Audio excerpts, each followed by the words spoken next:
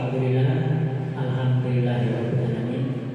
Wa bihi nasta'inu ala umuri dunya waddin.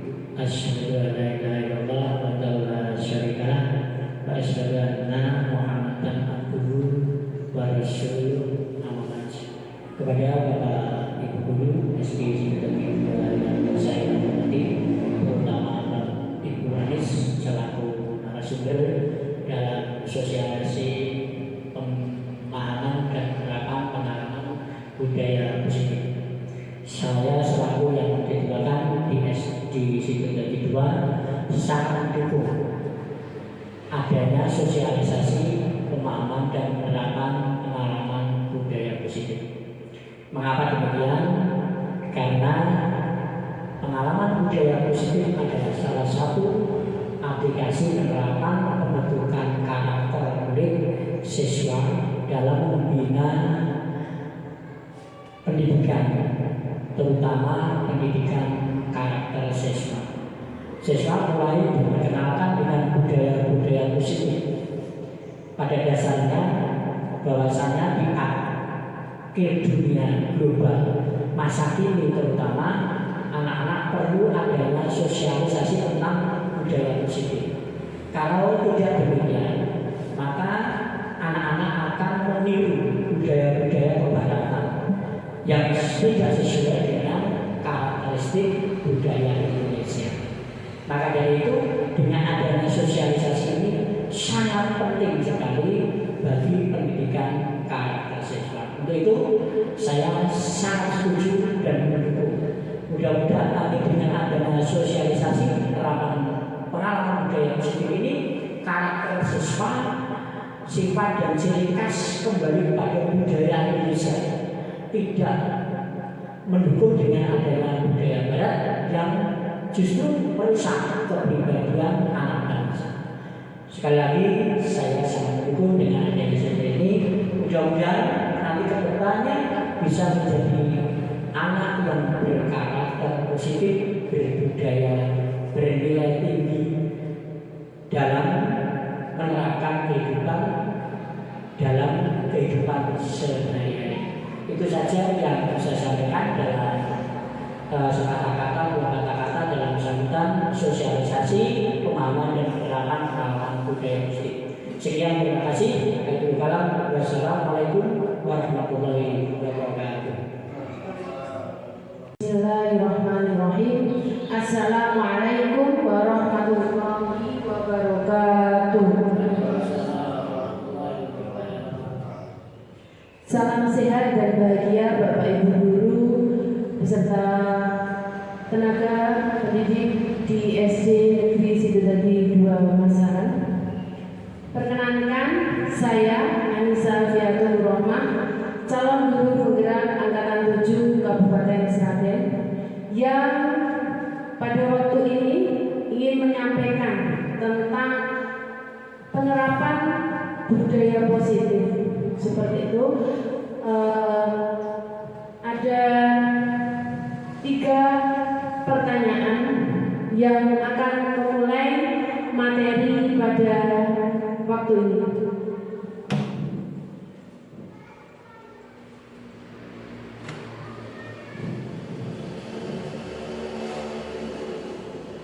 Ada 3 pertanyaan yang ingin saya sampaikan. Nanti bisa dicermati, dijawab, tidak harus sekarang. Jadi ini nanti pertanyaan ini adalah jawaban akan berubah setelah adanya paparan yang ingin saya sampaikan. Pertanyaan pertama, apakah hukuman dapat mendisiplinkan anak? Kemudian pertanyaan kedua, apakah pemberian hukuman yang positif seperti membaca dapat meningkatkan disiplin anak? Kemudian pertanyaan ketiga, apakah pemberian penghargaan dapat meningkatkan motivasi belajar anak? Sampun nyeleni jawaban ya Bapak Ibu. Dari 3 pertanyaan itu jawabannya diceleni dulu. Nanti setelah ada pemaparan dari saya akan ada perubahan jawaban seperti saya waktu belajar ini. Kita hari ini akan belajar tentang budaya positif, ada perubahan paradigma belajar, disiplin positif, motivasi perilaku manusia, kebutuhan dasar manusia, posisi kontrol restitusi, keyakinan kelas, dan segitiga restitusi. Ada yang sudah paham tentang apa yang sudah saya sampaikan tadi?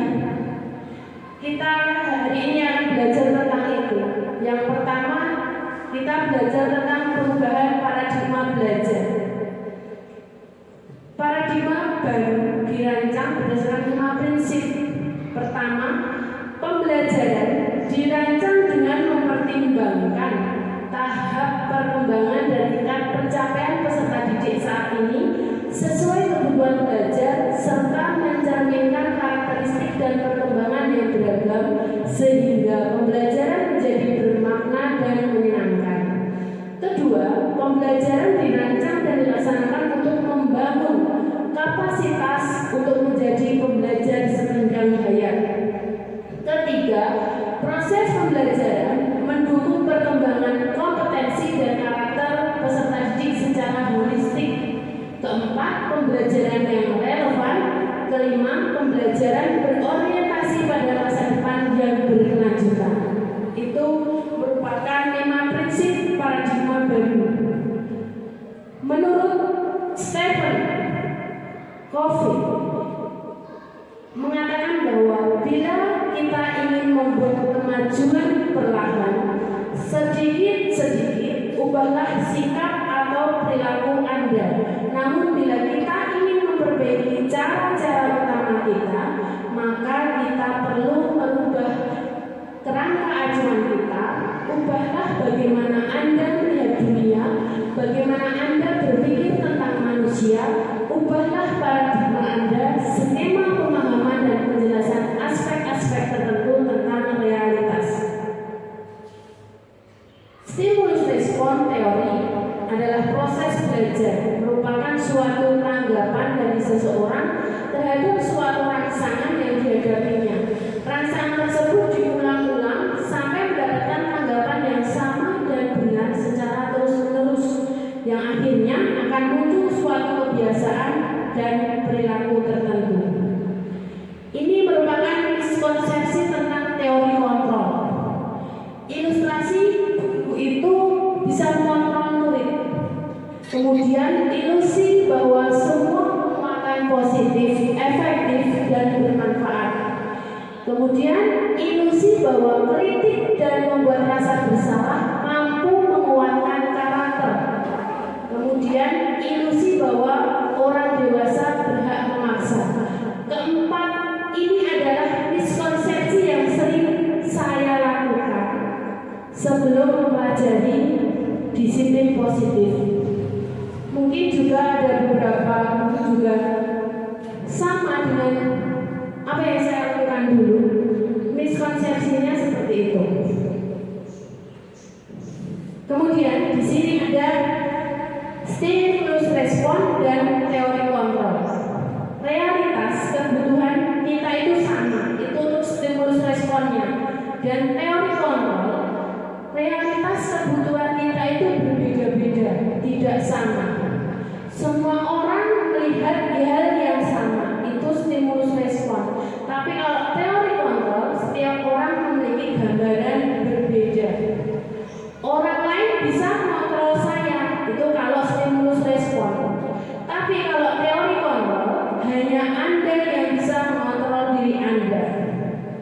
Pemaksaan ada pada saat bujukan gagal. Namun di teori kontrol, kolaborasi dan konsensus menciptakan pilihan-pilihan baru. Itu paradigma perubahan yang baru. Nah, apakah itu disiplin? Dalam budaya kita, makna kata disiplin dimaknai menjadi suatu yang dilakukan seseorang pada orang lain untuk mendapatkan kepatuhan. Kita cenderung menghubungkan kata disiplin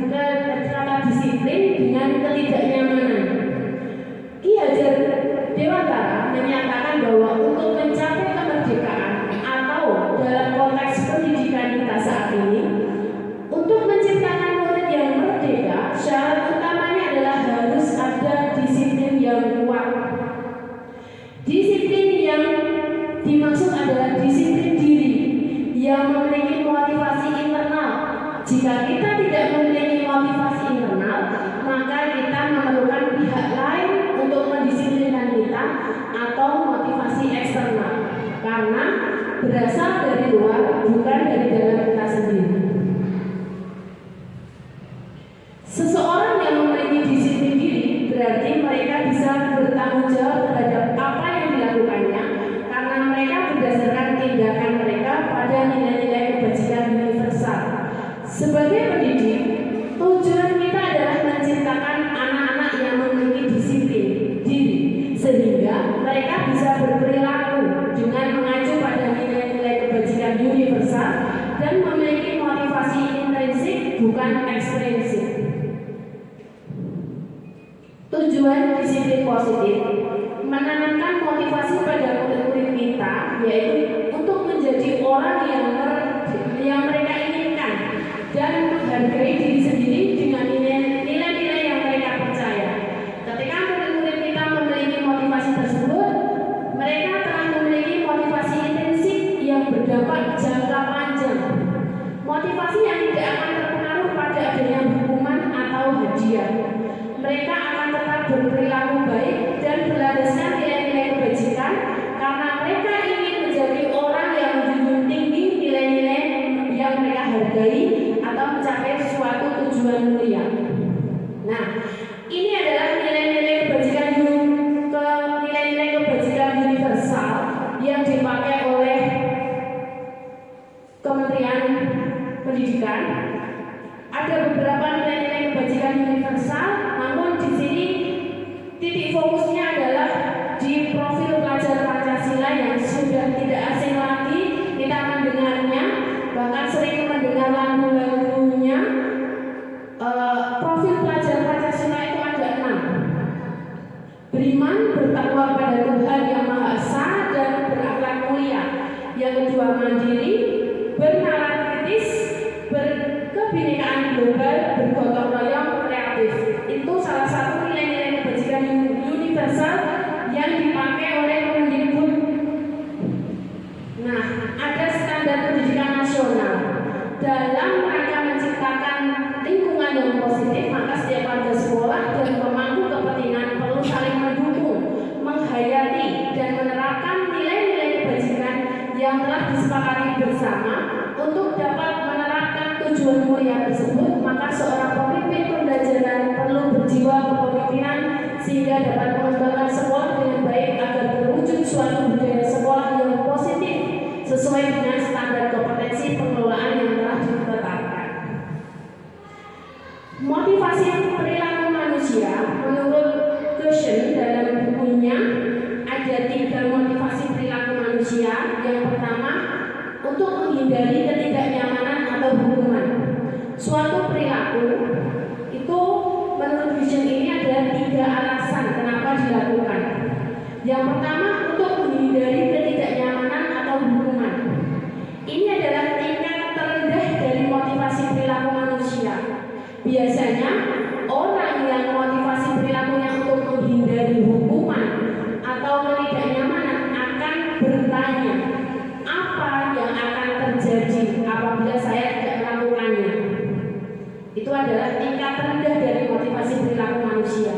Sebenarnya mereka sedang menghindari permasalahan yang mungkin muncul dan berpengaruh pada mereka secara fisik, psikologis maupun tidak terpenuhinya kebutuhan mereka bila mereka tidak melakukan tindakan tersebut. Motivasi ini bersifat eksternal. Kemudian yang kedua, untuk mendapatkan imbalan atau penghargaan dari orang lain. Satu tingkat di atas motivasi yang pertama. Di sini orang berperilaku untuk mendapatkan imbalan atau penghargaan dari orang lain. Orang dengan motivasi ini akan bertanya, apa yang akan saya dapatkan apabila saya melakukannya. Mereka melakukan sebuah tindakan untuk mendapatkan pujian dari orang lain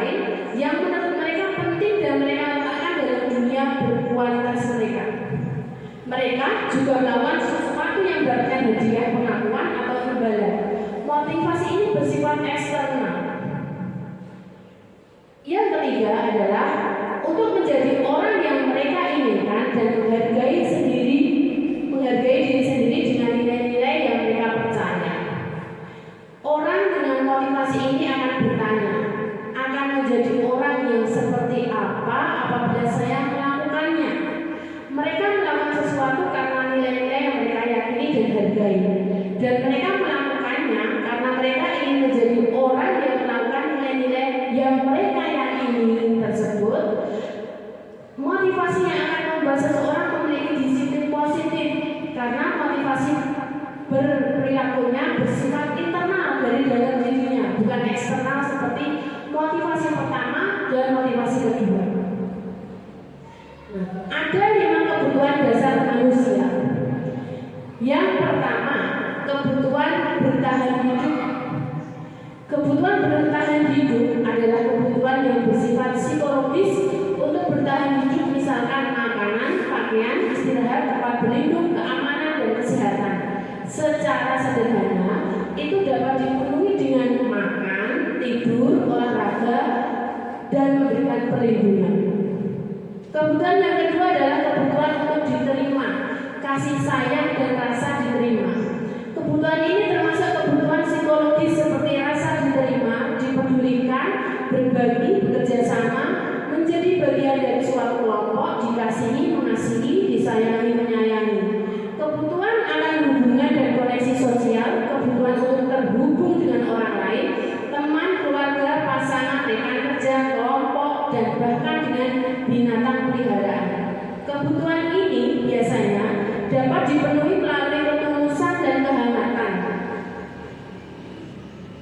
Kemudian, kebutuhan yang selanjutnya adalah penguasaan, kebutuhan pengakuan atas kemampuan. Kebutuhan ini berhubungan dengan kekuatan seseorang untuk mencapai sesuatu, menjadi kompeten, menjadi terampil, memimpin, berprestasi, diakui, dan didengar. Kebutuhan ini meliputi harga diri, keinginan untuk dianggap, dan meninggalkan pengaruh. Kebutuhan ini dapat dipenuhi melalui kegiatan-kegiatan seperti proyek, hobi, tugas sekolah yang menantang, kontekstual relevan, belajar menjadi orang yang kuat, membuat pilihan positif, dan bekerja. Kebutuhan selanjutnya adalah kebebasan, kebutuhan akan pilihan.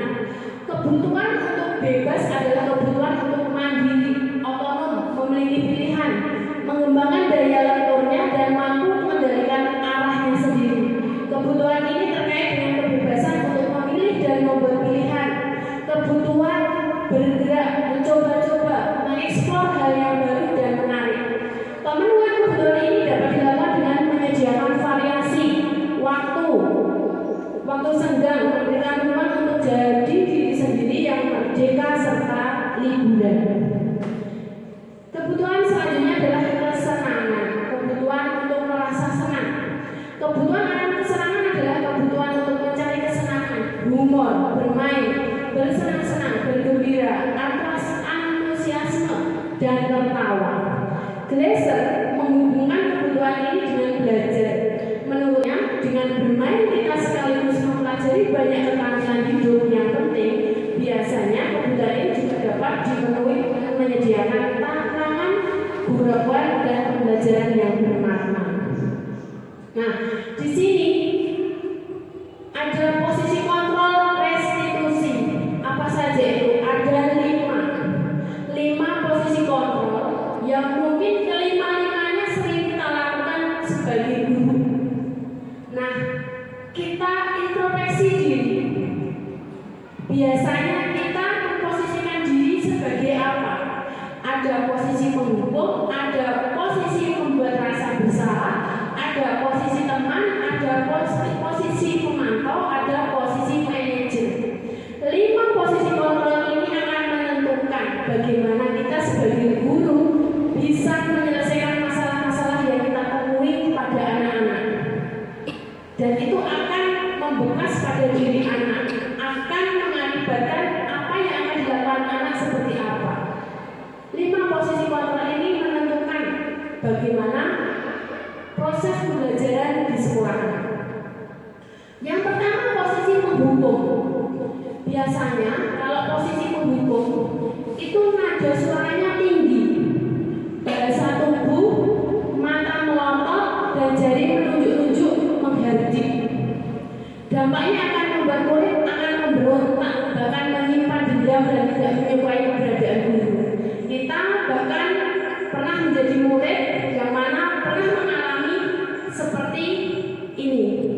Guru menjadi posisi penghukum dan kita sebagai murid pasti akan muncul dendam, akan muncul ketidaksukaan akan keberadaan guru itu. Kemudian posisi yang kedua adalah posisi pembuat rasa bersalah. Nada suaranya memelas, halus, sedih, bahasa tubuhnya merapat pada anak, lesu. Dampaknya akan membuat anak merasa bersalah dan merasa gagal karena tidak bisa membahagiakan orang lain. Kemudian posisi teman. Nada suara ramah, akrab dan bercanda. Bahasa tubuh merapat pada murid, mata dan senyum jenaka. Dampaknya murid akan merasa senang dan akrab dengan guru. Ini termasuk dampak yang positif. Hanya saja di sisi negatif murid menjadi tergantung pada guru tersebut. Kemudian yang keempat adalah posisi memantau. Nada suaranya datar, bahasa tubuh yang formal. Dampaknya murid memahami konsekuensi yang harus dijalankan karena telah melanggar salah satu peraturan sekolah. Guru tidak menunjukkan suatu emosi yang berlebihan, menjadi marah atau membuat merasa berbuat salah. Kemudian posisi yang terakhir adalah posisi manajer, yang selama saya pelajari adalah posisi yang paling baik sebagai guru adalah posisikan sebagai manajer. Nada suaranya tulus, bahasa tubuh tidak kaku, mendekat ke murid, fokus ada pada murid, bukan untuk membahagiakan guru atau orang tua. Murid sudah mengetahui adanya suatu masalah dan sesuatu perlu terjadi. Bila guru mengambil posisi sebagai pemantau, guru akan melihat apa konsekuensinya, apa peraturannya. Namun pada posisi manajer, guru akan memberikan tanggung jawab pada murid untuk mencari jalan keluar permasalahannya, tentu dengan bimbingan guru. Kemudian kita menuju ke keyakinan kelas. Apa dong keyakinan kelas itu? Ini ada sebuah gambaran mengapa kita memiliki peraturan tentang penggunaan helm pada saat mengendarai kendaraan roda 2 atau motor. Kemungkinan jawaban kita semua adalah untuk keselamatan. Kok nganggo helm ini ben selamat. Itu pasti jawaban umumnya. Kemudian gambaran kedua, mengapa kita memiliki peraturan tentang penggunaan masker dan mencuci tangan setiap saat? Kemungkinan jawaban kita semua adalah untuk kesehatan atau untuk keselamatan. Nilai-nilai keselamatan atau kesehatan inilah yang kita sebut sebagai suatu keyakinan, yaitu nilai-nilai kebajikan universal yang disepakati secara tersirat dan tersurat, lepas dari latar belakang suku, negara maupun bahasa atau agama. Nilai-nilai kebajikan bahwa menekankan pada keyakinan seseorang akan lebih memotivasi seseorang dari dalam. Seseorang akan lebih tergerak dan bersemangat untuk menjalankan keyakinannya daripada hanya sekedar mengikuti serangkaian peraturan tertulis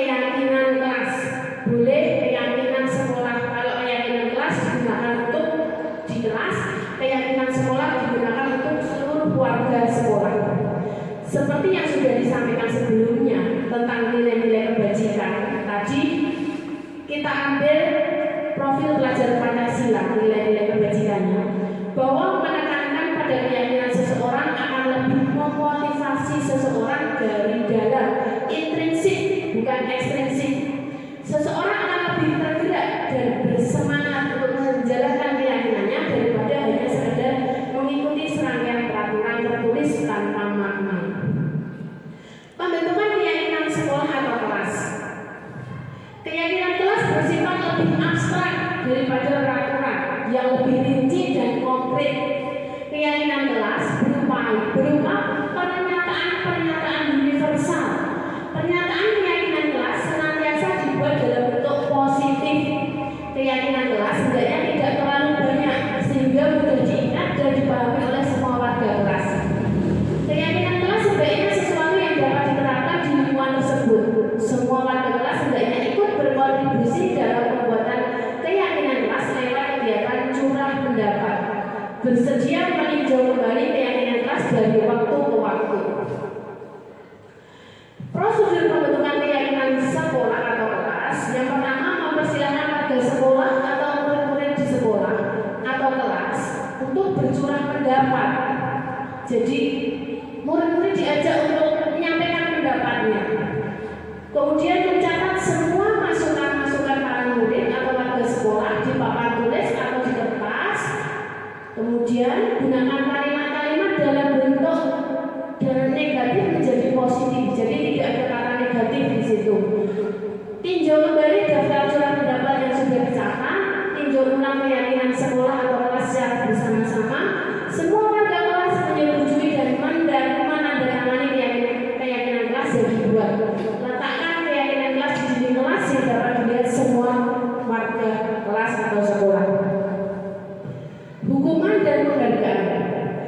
Hukuman, konsekuensi dan restitusi. Restitusi adalah proses menciptakan kondisi bagi murid untuk memperbaiki kesalahan mereka sehingga mereka bisa kembali pada kelompok mereka dengan karakter yang lebih kuat. Proses kolaboratif yang mengajarkan murid untuk mencari solusi untuk masalah mereka dan membantu murid berpikir tentang orang seperti apa yang mereka inginkan dan bagaimana mereka harus memperlakukan orang lain. Nah, ini adalah contoh tabel identitas gagal dan identitas sukses. Hukuman, konsekuensi, dan restitusi. Perbedaannya adalah jika hukuman, sesuatu yang menyakitkan harus terjadi. Kalau konsekuensi, sesuatu harus terjadi. Restitusi merupakan sebuah pilihan. Tidak nyaman untuk murid atau anak untuk jangka waktu panjang itu hukuman. Kalau konsekuensinya tidak nyaman untuk murid atau anak untuk jangka waktu pendek, menguatkan untuk murid atau anak dalam waktu jangka panjang. Kemudian kalau hukuman, korban mendapatkan keadilan. Kalau konsekuensi, korban bisa diabaikan. Kalau restitusi, korban mendapatkan ganti. Murid anak akan tersakiti, itu jika hukuman. Kemudian kalau konsekuensi, murid anak dibuat tidak nyaman. Kemudian restitusi, murid anak mendapatkan penguatan. Kemudian ini adalah tabel negatif, netral, positif. Kata atau kalimat negatif contohnya, awas kalau dilakukan lagi ya, nanti awas kamu. Nah, netralnya, lakukan apa yang saya katakan, itu netral. Kalau positif, apakah hal ini yang sesungguhnya kamu inginkan atau kamu ingin lakukan, itu kalimat positif. Konsep diri buruk kalau negatif, konsep diri baik, netral, positif itu adalah konsep dirinya kuat. Dihukum oleh penghargaan. Penghargaan itu tidak efektif. Hanya jika Anda melakukan hal ini, maka Anda akan mendapatkan penghargaan yang diinginkan. Penghargaan merusak hubungan, penghargaan mengurangi ketepatan, penghargaan menurunkan kualitas, penghargaan mematikan kreativitas, penghargaan menghukum. Contohnya seperti ranking. Makanya di kurikulum merdeka itu sudah tidak ada peringkat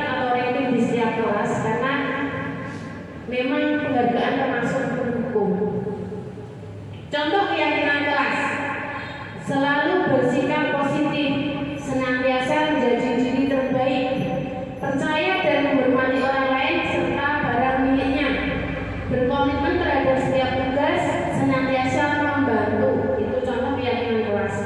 Kami meyakini bahwa sangat penting untuk menghormati semua orang dan barang milik orang lain, seperti itu. Ketika seorang murid melakukan sesuatu perbuatan yang bertentangan dengan nilai-nilai kebajikan atau melanggar peraturan, hal itu sebenarnya dikarenakan mereka gagal memenuhi kebutuhan dasar mereka. Restitusi sebuah pendekatan untuk menciptakan disiplin positif. Karena restitusi adalah proses menciptakan kondisi bagi murid untuk memperbaiki kesalahan mereka sehingga mereka bisa kembali pada kelompok mereka dengan karakter yang lebih kuat. Ciri-ciri restitusi. Restitusi itu adalah restitusi bukan untuk menebus kesalahan, namun untuk belajar dari kesalahan. Restitusi memperbaiki hubungan. Restitusi adalah tawaran, bukan paksaan. Restitusi itu menuntun untuk melihat ke dalam diri. Restitusi mencari kebutuhan dasar yang berdasari tindakan. Restitusi diri adalah cara yang paling baik. Restitusi fokus pada karakter, bukan tindakan. Restitusi menguatkan. Restitusi itu fokus pada solusi. Restitusi mengembalikan murid yang berbuat salah pada kelompoknya. Kemudian dalam sebuah permasalahan digunakannya sebuah segitiga restitusi. Itu adalah tahapan segitiga restitusi. Ada menanyakan keyakinan, kemudian menstabilkan, yang pertama menstabilkan identitas, kemudian menanyakan keyakinan, yang terakhir adalah validasi tindakan yang salah. Menstabilkan identitas.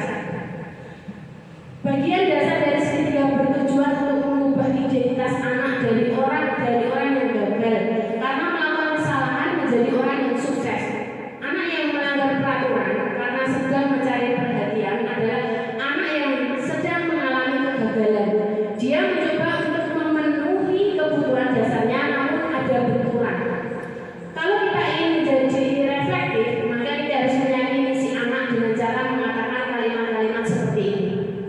Berbuat salah itu tidak apa-apa, Mas Mbak. Seperti itu, menstabilkan identitas. Ada lagi kalimat, tidak ada manusia yang sempurna. Saya juga pernah melakukan kesalahan seperti itu. Kita bisa menyelesaikan ini. Ada lagi, Bapak Ibu tidak tertarik mencari siapa yang salah, tapi Bapak Ibu ingin mencari solusi dari permasalahan ini. Kemudian kami berhak merasa begitu. Kamu berhak merasa begitu. Kemudian apakah kamu sedang menjadi teman yang baik buat dirimu sendiri? Itu adalah kalimat yang bisa diterapkan dalam menstabilkan identitas.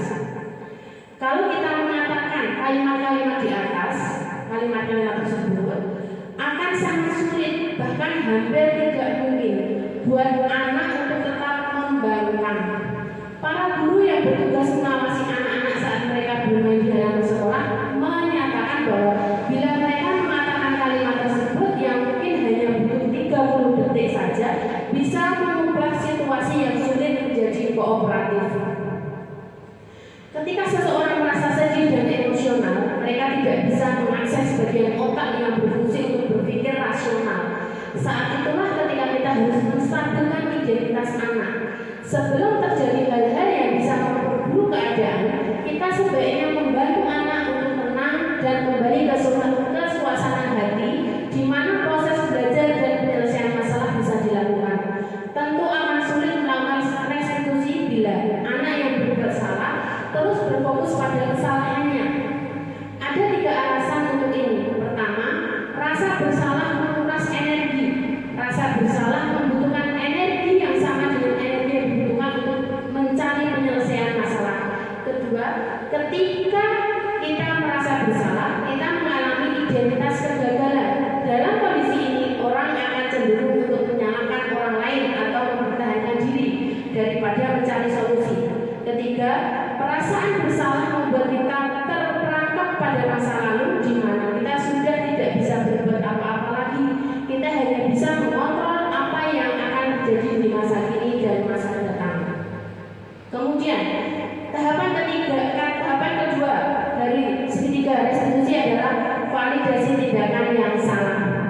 Setiap tindakan kita dilakukan dengan suatu tujuan, yaitu memenuhi kebutuhan dasar. Kalau kita memahami kebutuhan dasar, apa yang mendasari sebuah tindakan, kita akan bisa memenuhi cara-cara paling efektif untuk memenuhi kebutuhan tersebut. Kalimat-kalimat di bawah ini mungkin terdengar asing buat kita sebagai guru. Namun bila dikatakan dengan nada tanpa menghakimi akan memvalidasi kebutuhan mereka. Padahal kamu bisa melakukan yang lebih buruk dari ini ya. Kemudian kalimat selanjutnya, kamu pasti punya alasan mengapa kamu melakukan seperti ini. Ada lagi kalimat, kamu patut bangga pada dirimu sendiri karena kamu telah melindungi sesuatu yang penting untukmu. Kamu boleh mempertahankan sikapmu itu, tapi kamu harus menambahkan sikap yang baru. Itu adalah kalimat-kalimat yang bisa dalam memvalidasi tindakan yang salah. Biasanya guru menyuruh anak untuk membentukkan sikap yang tidak baik, tapi dalam teori kontrol menyatakan bahwa resep itu tidak manjur. Mungkin tindakan guru dengan memvalidasi sikap yang tidak baik seperti bertentangan dengan aturan yang ada. Namun sebetulnya tujuannya untuk menunjukkan bahwa guru memahami alasan di balik tindakan murid. Restitusi tidak menyarankan guru bicara ke murid bahwa melanggar aturan adalah sikap yang baik, tidak. Tapi dalam restitusi guru harus memahami alasannya dan paham bahwa setiap orang pasti akan melakukan yang terbaik di waktu tertentu. Sebuah pelanggaran aturan seringkali memenuhi kebutuhan anak akan penguasaan atau power, walaupun seringkali bertabrakan dengan kebutuhan yang lain, yaitu kebutuhan akan kasih sayang dan rasa diterima, love and belonging. Kalau kita tolak anak yang sedang berbuat salah, dia akan tetap menjadi bagian dari masalah. Namun bila kita memahami alasannya melakukan sesuatu, maka dia akan merasa dipahami, diperhatikan, disayang. Pada guru yang telah menerapkan strategi ini mengatakan bahwa anak-anak yang tadinya tidak terjangkau menjadi lebih terbuka pada mereka. Strategi ini menguntungkan bagi murid dan guru karena guru akan berada dalam posisi siswa dan karena itu akan memiliki perspektif yang berbeda. Kemudian langkah yang terakhir adalah menanyakan keyakinan. Teori kontrol menyatakan bahwa kita pada dasarnya termotivasi secara internal. Ketika identitas sukses telah tercapai, langkah 1, dan tingkah laku yang sangat tervalidasi di langkah 2, maka anak akan siap untuk dihubungkan dengan nilai-nilai yang dia percayai dan berpindah menjadi orang yang dia inginkan. Pertanyaan-pertanyaan di bawah ini menghubungkan keyakinan anak dengan keyakinan kelas atau keluarga ataupun bisa sekolah. Setelah melakukan identitas, kemudian melakukan validasi, kemudian kita menanyakan keyakinannya. Apa yang kita percaya sebagai kelas, sebagai sekolah, sebagai keluarga? Apa nilai-nilai umum yang telah kita sepakati kemarin? Seperti itu. Apa bayangan kita tentang kelas yang ideal? Kamu mau menjadi orang seperti apa? Penting untuk menanyakan ke anak kehidupan seperti apa nantinya yang mereka inginkan. Apakah kamu ingin menjadi orang yang sukses, bertanggung jawab atau bisa dipercaya? Itu adalah kalimat yang sangat penting untuk menanyakan pada anak ketika menyelesaikan masalah di tahap terakhir. Kebanyakan anak akan mengatakan iya, tapi mereka tidak tahu bagaimana caranya menjadi orang seperti itu. Guru dapat membantu dengan bertanya seperti apa jika mereka menjadi orang seperti itu. Ketika anak sudah mendapatkan gambaran yang jelas tentang orang seperti apa yang mereka inginkan, guru dapat membantu anak-anak tetap fokus pada gambaran tersebut. Terima kasih. Demikian pemaparan dari saya tentang budaya positif. Semoga dalam pemaparan kali ini bisa menambah wawasan untuk kita semua, bisa mengubah mindset kita, bisa menjadikan kelas dan sekolah kita menjadi lebih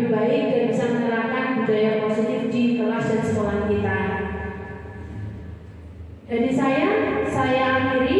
Apabila banyak salah kata, saya mohon maaf. Assalamualaikum warahmatullahi wabarakatuh.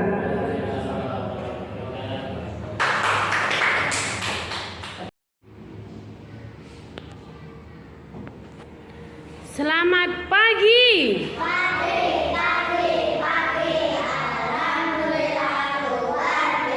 Ya, kurang semangat, diulangi lagi. Selamat pagi.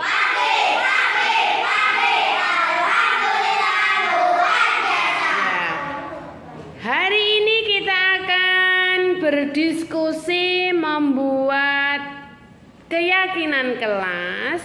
Nanti silahkan apa yang menurut kalian bisa dijadikan keyakinan kelas kita, silakan ditulis. Nanti Bu Guru bagikan kertas, kemudian pendapat kalian ditulis di kertas itu, ditempelkan di papan tulis, nanti kita akan bahas. Gitu ya.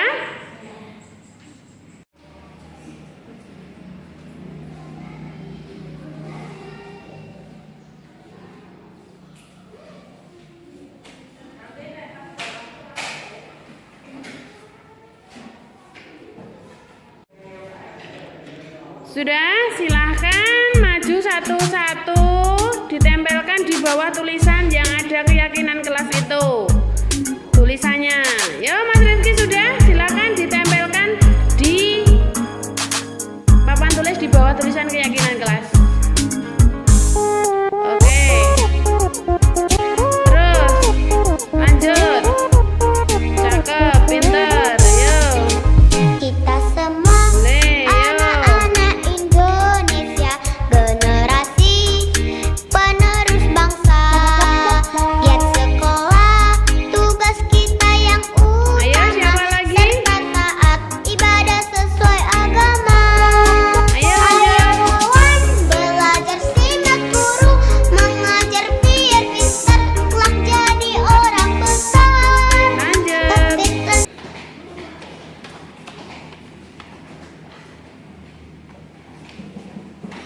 Sudah? Masih satu? Oke. Ya, ini adalah keyakinan kelas. Pendapat kalian, mari kita bahas keyakinan kelas ini.